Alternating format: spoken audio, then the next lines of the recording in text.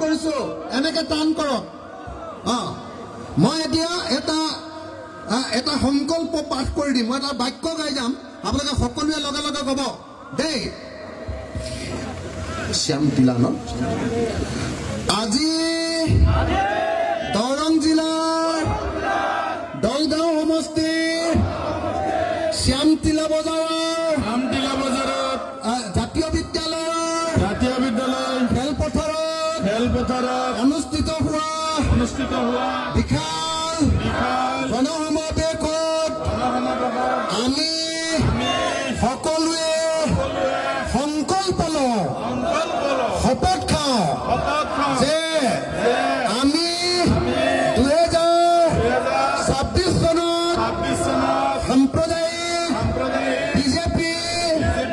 আৰু সাম্প্ৰদায়িক AIDF-ক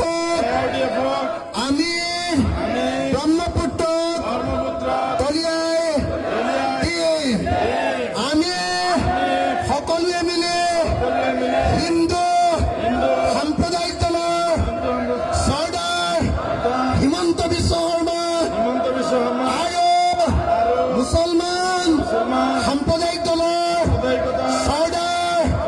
বদৰুদ্দিন আজমল ডাঙৰীয়াক ব্ৰহ্মপুত্ৰত দলিয়াই দিম আমি 2026 চনত অসমক বিজেপিৰ পৰা AIDF-ৰ পৰা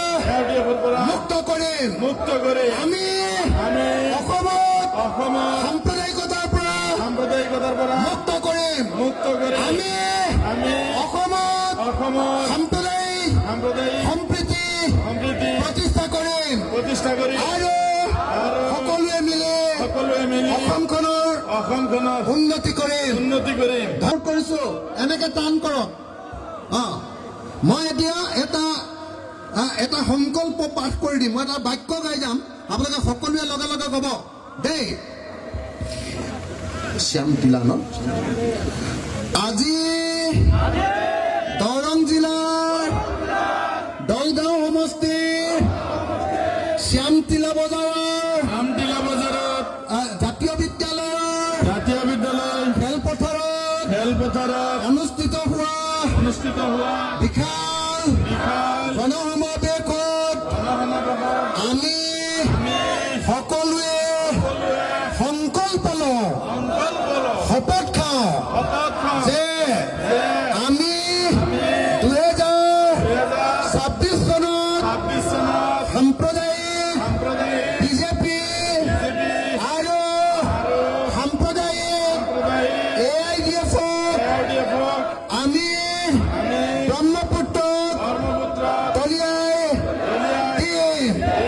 আমি সকলোৱে মিলি হিন্দু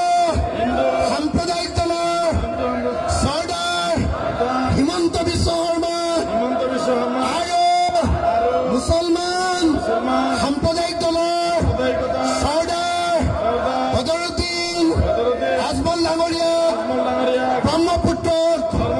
দলিয়াই দিম আমি 2026 চনত অসমক বিজেপিৰ পৰা AIDF-ৰ পৰা মুক্ত কৰিম আমি অসমত সাম্প্ৰদায়িকতাৰ পৰা মুক্ত কৰিম আমি অসমত সাম্প্ৰদায়িক সম্প্ৰীতি প্ৰতিষ্ঠা কৰিম আৰু সকলোৱে মিলি অসমখনৰ উন্নতি কৰিম ধন্যবাদ।